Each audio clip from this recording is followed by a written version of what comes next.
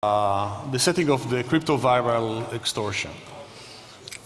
So assume the following setting. The host computer has valuable data. I call it D, capital D.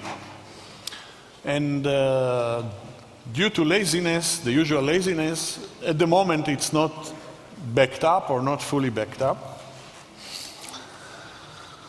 And assume you wrote a virus that has access to secure random bit generator. It has entropy extraction in it, something it can reach the environment and get kind of truly random bits from the physical devices. The virus has a code for secure symmetric cipher, like AES, say. And the virus has access to code for secure asymmetric cipher. This is the public key encryption. So it has, let's say, a program for RSA encryption. So here is the, more or less, the cryptoviral extortion attack. And this is a protocol between the attacker and the virus. And let's go and see what's going on here. So the attacker generates a private key X and corresponding public key Y. And the attacker places Y in the virus, but keeps X to himself in his own machine, not connected to anything, nothing. Not the internet, not anything. And then the virus arrives at the host machine. And I said, this is not the part of the talk, how to get there. But we got it. It's there. So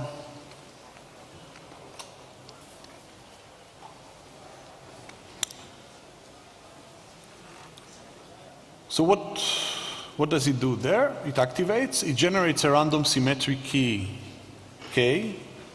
So a key for AES, say, decrypts the big file D, capital D, with this key K, obtains C, so C is the encryption of D under AES, and then encrypts the key K that was used in this encryption with the public key Y to obtain a ciphertext small c.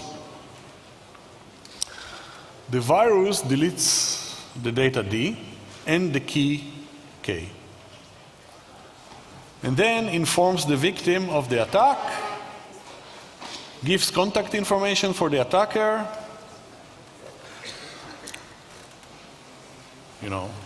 hopefully not directly, but some digital information, some anonymous Swiss bank account.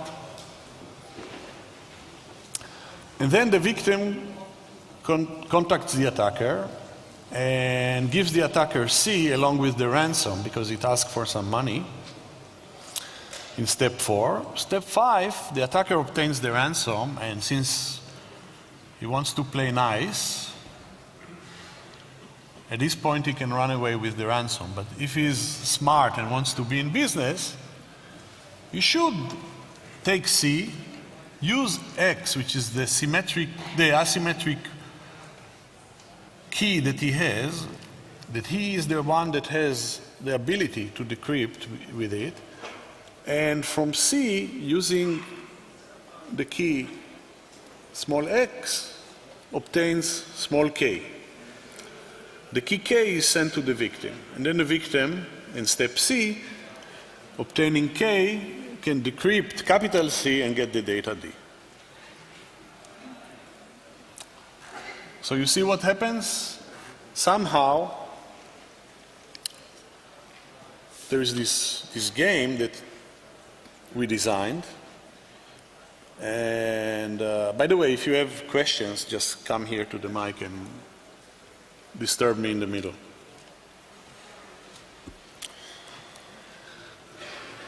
So first of all, security of this attack. So analyzing the code of the virus reveals the public key Y and not the private key X because it's not there. And we know with public key, just knowing the encryption key Y This is not sufficient for decryption. As long as the symmetry key K is not captured,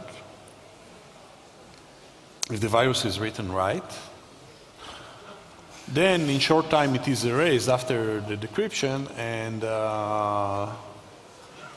there's no way to recover K because it exists only in encrypted form. The encryption can be performed also incrementally if you want to avoid detection. This is virus technology.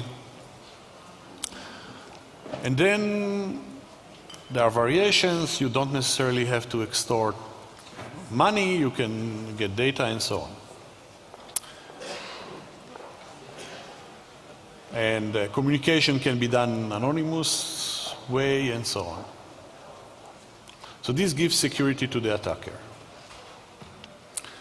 So, so here, that was the way to show that the power of public key cryptography is such that there is really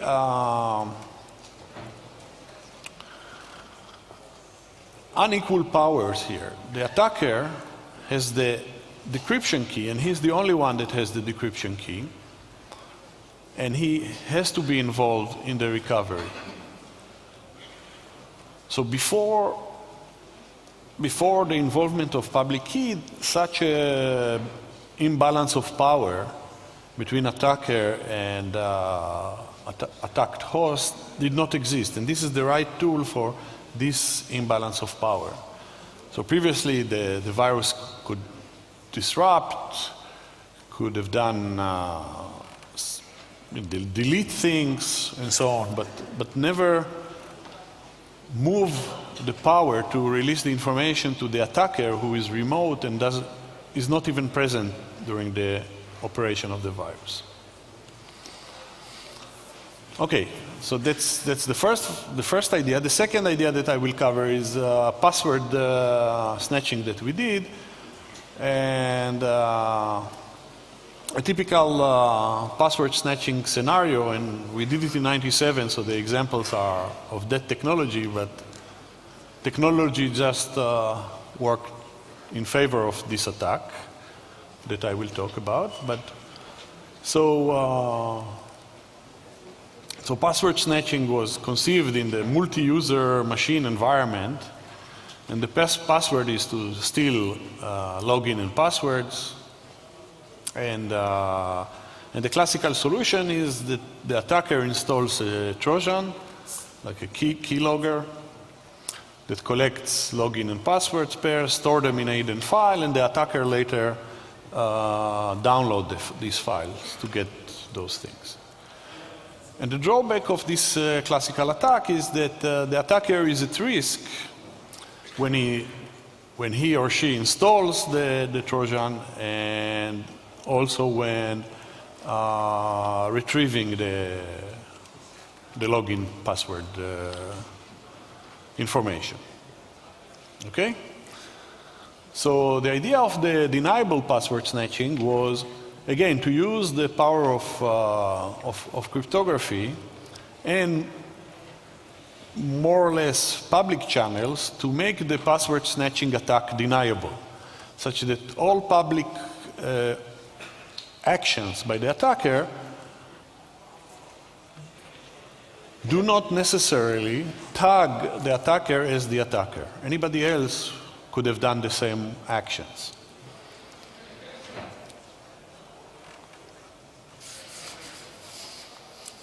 So the attacker first writes the virus to spread the Trojan, hopefully remotely. Then the attacker releases the virus.